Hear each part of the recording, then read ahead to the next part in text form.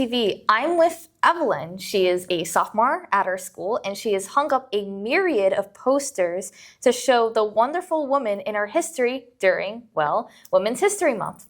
What inspired you to do this? What really inspired me was I've always been really big on history. Like, that's something that I love.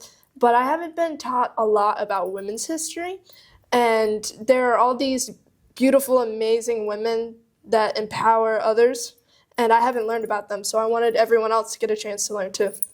That's actually really true. I haven't heard a lot about women's history. We don't really get a lot. And it really sucks that we just don't really have the time to really learn about those kinds of subjects. So where did you get all your research from? Because I saw that you've researched on a lot of women. Some of them I've never even heard of in my life.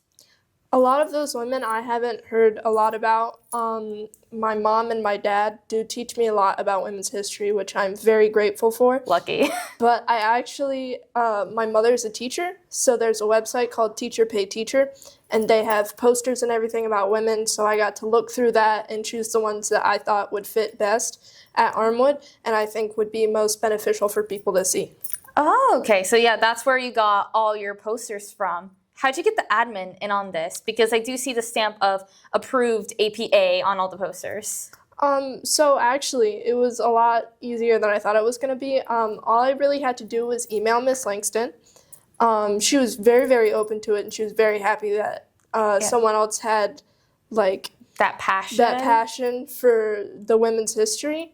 And I just think that we didn't have enough time because obviously there's a lot going on in March. It's all the testing and stuff like that. So I feel like it wasn't like enough time to get everything done. You still got a lot done. Like, they were everywhere. I was trying to get videos and pictures, and I was just like, there's one of the ROTC hallway. There's some in the math hallway. Like, everywhere I looked, I could find one. So you said that you didn't have a lot to do this year. What would you want to do so that you have more to show Armwood next year? Well, I feel like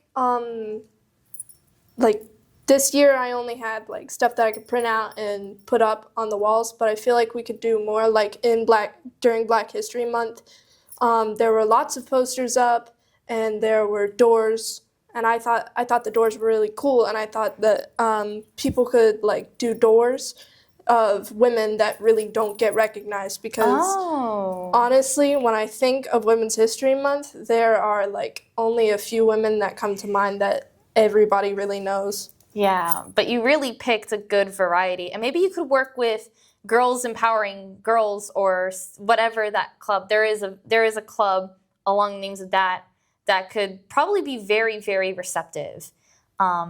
Is there anything that you would want to say to students who might want to try to do something similar to this, maybe for other event months or maybe just for any events in general?